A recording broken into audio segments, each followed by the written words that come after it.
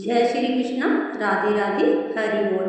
मेरे प्यारे भक्तों, सावन का महीना भगवान शिव की भक्ति के लिए विशेष माना जाता है।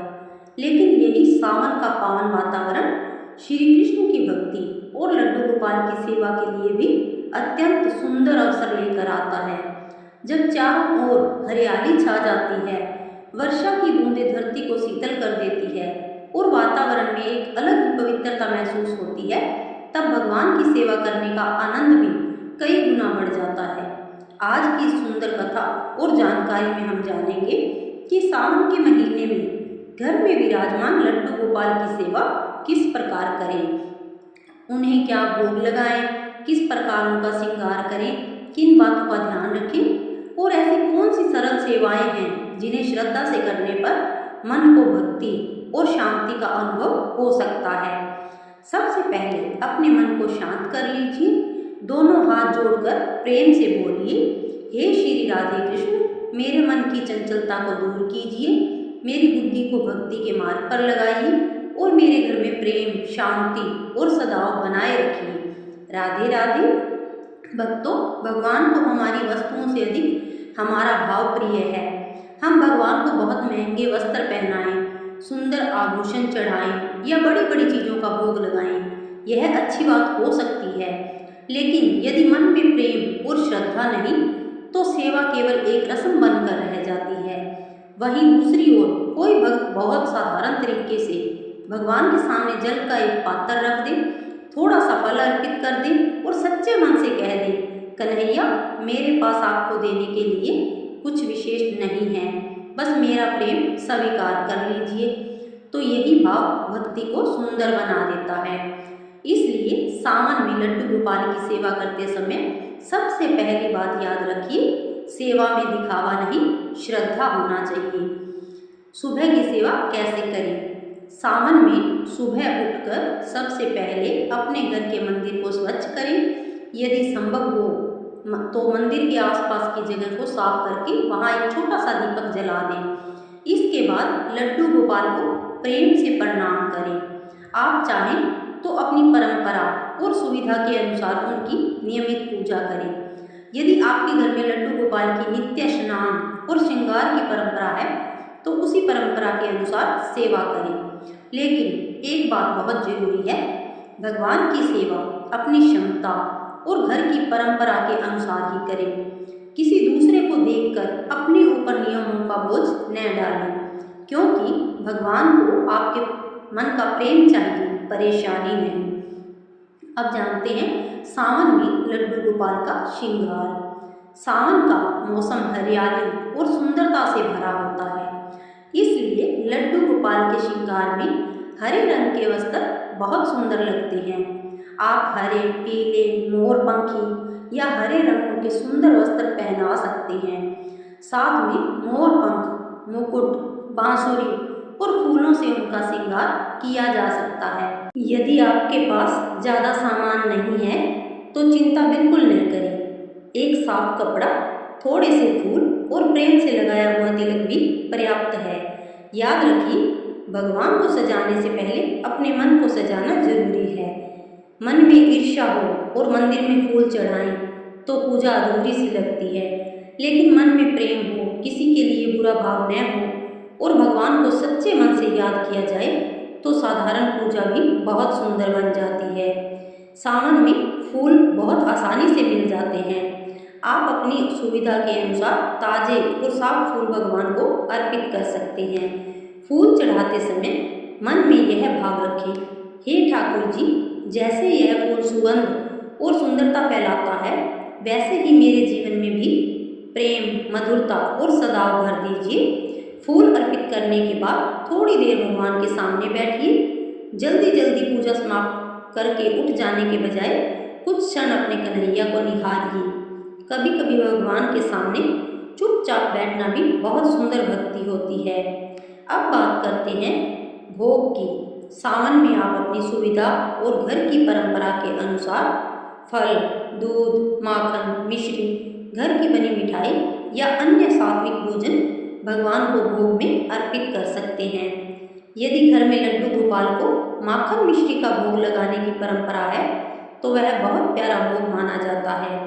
कन्हैया का नाम आते ही माखन की याद आ जाती है। भोग लगाते समय प्रेम से कहें, हे मेरे लड्डू गोपाल, यह भोजन पहले आप स्वीकार करें, उसके बाद में मैं इसे प्रसाद रूप में ग्रहण करूँगी। भोग लगाकर कुछ समय के लिए भगवान को भोग अर्पित करें, फिर उसे प्रसाद मानकर परिवार के साथ ग्रहण करें। भोग बनाते समय भी कोशिश करें कि भोजन साफ सफाई और श्रद्धा से बनाया जाए। सावन में मौसम के अनुसार मिलने वाले ताजे फल भी भगवान को अर्पित किए जा सकते हैं, लेकिन ध्यान रखें कि भगवान को भोग लगाने का अर्थ केवल बहुत सारी चीज़ें रखना नहीं है। कभी एक फल भी पर्याप्त है, कभी दूध का एक छोटा पात्र पर्याप्त है, कभी मिश्री का थोड़ा सा भोग पर्याप्त है, क्योंकि भगवान वस्तु की मात्रा नहीं, भक्ति की भावना देखते हैं। इसलिए यदि किसी दिन आपके पास ज़्यादा सामान न हो तो मन छोटा मत कीजिए। कन्हैया से कहिए, आज मेरे पास इतना ही है खाना, इसे प्रेम से स्वीकार कर लेना, यही सच्चा अपनापन है। शाम के समय मंदिर में दीपक जलाकर लड्डू गोपाल के सामने भजन या नाम स्मरण किया जा सकता है। आप राधे राधे या हरे कृष्ण नाम का स्मरण कर सकते हैं। आप अपनी श्रद्धा के अनुसार कृष्ण भजन भी चला सकते हैं या समय गा सकते हैं। यदि आपकी आवाज़ अच्छी नहीं भी है तो चिंता मत कीजिए, भगवान के लिए गाया गया प्रेम का एक छोटा सा भजन भी आपके मन को बहुत आनंद दे सकता है। भक्ति में प्रतियोगिता नहीं होती, भगवान के सामने हमें किसी से बेहतर बनने की जरूरत नहीं, बस अपने मन से जुड़ना है। सावन में बारिश के कारण वातावरण में भी नमी बढ़ जाती है, इसलिए भगवान के वस्त्र, आसन और मंदिर की जगह को साफ और सूखा रखना अच्छा है। गीले फूल या लंबे समय तक रखी हुई सामग्री मंदिर में न रहने दें। भोग भी ताज़ा रखें और जो सामग्री घर की परंपरा के अनुसार उचित न हो उसे भगवान को अर्पित न करें। याद रखिए, भगवान की सेवा में स्वच्छता भी भक्ति का ही एक रूप है। सावन का नाम लेते ही हरियाली दिखाई देती है, पेड़ पौधों पर नई पत्तियां आती हैं और धरती जैसे नई सुंदरता से भर जाती है। इसलिए सावन में लड्डू गोपाल को हरे वस्त्र पहनाना या हरे फूलों और पत्तियों से मंदिर सजाना बहुत सुंदर लगता है, लेकिन इसे कोई अनिवार्य नियम न समझें। यदि आपके पास हरे वस्त्र नहीं है तो आप साफ और सुंदर वस्त्र उपलब्ध हो वही प्रेम से पहनाएं। भगवान आपके घर में रखे कपड़े नहीं देखते, वे आपके घर का प्रेम देखते हैं। कन्हैया के श्रृंगार में मोर पंख का अपना विशेष आकर्षण है। आप चाहें तो मुकुट में मोर पंख लगा सकते हैं।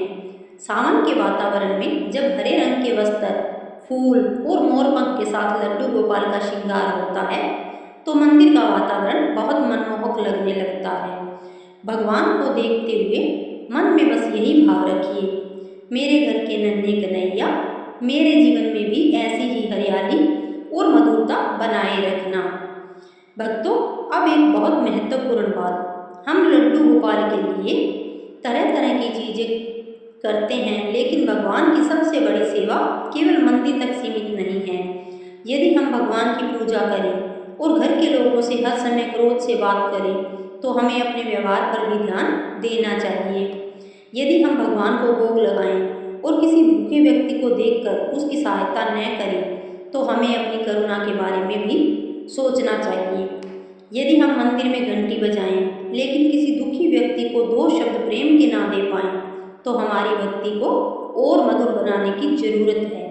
इसलिए सावन में लड्डू गोपाल की सेवा के साथ एक संकल्प जरूर लें, मैं किसी का अनावश्यक दिल नहीं दुखाऊंगी या दुखाऊंगा, अपनी वाणी को मधुर रखने का प्रयास करूंगा या करूंगी और ज़रूरतमंद की यथासंभव सहायता करूंगा या करूंगी। यही भक्ति को जीवन में उतारना है। अब सुनते हैं एक छोटी सी कथा। कहा जाता है कि भगवान को पाने के लिए बड़े बड़े साधनों से अधिक जरूरी है सच्चा प्रेम। कल्पना कीजिए, एक छोटी सी भक्त अपने घर में रखे नन्हे कन्हैया की प्रतिमा के सामने बैठती है। उसके पास महंगी मिठाई नहीं है, न कोई बड़ा मंदिर है, न बहुत सारे आभूषण हैं, वह अपने घर में उपलब्ध थोड़ी सी सामग्री से कन्हैया को सजाती है। फिर उनके सामने बैठकर कहती है, कन्हैया, मैं आपको क्या दूँ? मेरे पास तो कुछ भी नहीं है, बस मेरा मन है, इसे आप अपना बना लो। और फिर वह कुछ क्षण आंखें बंद करके भगवान का नाम लेती है। यदि यह भावना है जिसे हमें अपनी सेवा में लाना है।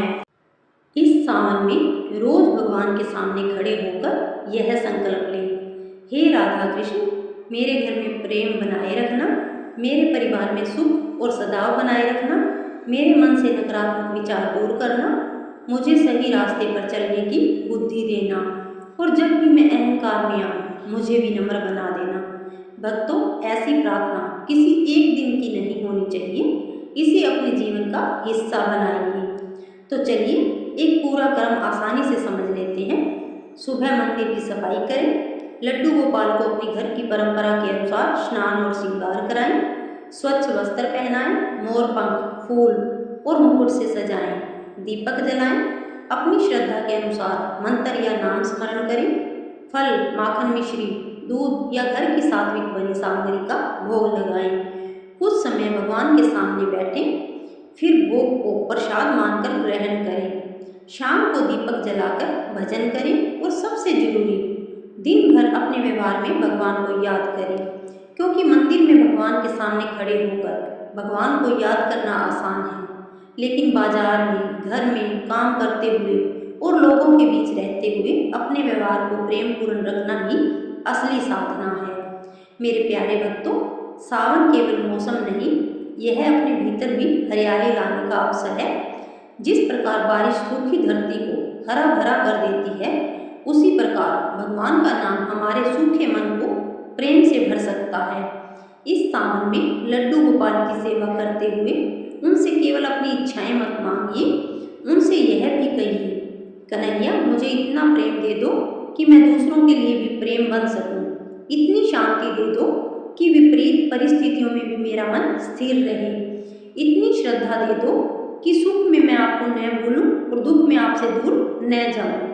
और अंत में दोनों हाथ जोड़कर प्रेम से बोलिए, राधे राधे, श्री कृष्ण गोविंद हरे मुरारी, हे नाथ नारायण वासुदेवा। हे लड्डू गोपाल, जो भी भक्त आज आपकी सेवा के बारे में सुन रहा है, उसके घर में प्रेम, शांति और सद्भाव बना रहे, उसके परिवार के सभी लोगों को सद्बुद्धि मिले, उनके मन की चिंता कम हो और उसे अपने कर्मों को सही दिशा में करने की शक्ति मिले। तो भक्तों, याद रखिए, भगवान को पाने के लिए सबसे पहले भगवान को अपने मन में स्थान देना पड़ता है। इस सावन अपने घर के मंदिर में दीपक जलाइए, लड्डू गोपाल को प्रेम से सजाइए, भोग लगाइए, नाम स्मरण कीजिए और अपने जीवन में भी प्रेम, दया और सद्भाव का दीपक जलाइए।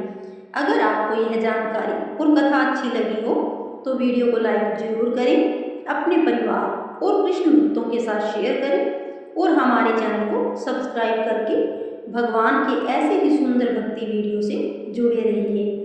मिलते हैं एक नई वीडियो या कथा या धार्मिक जानकारी के साथ। तब तक के लिए जय श्री कृष्ण, राधे राधे, हरि बोल।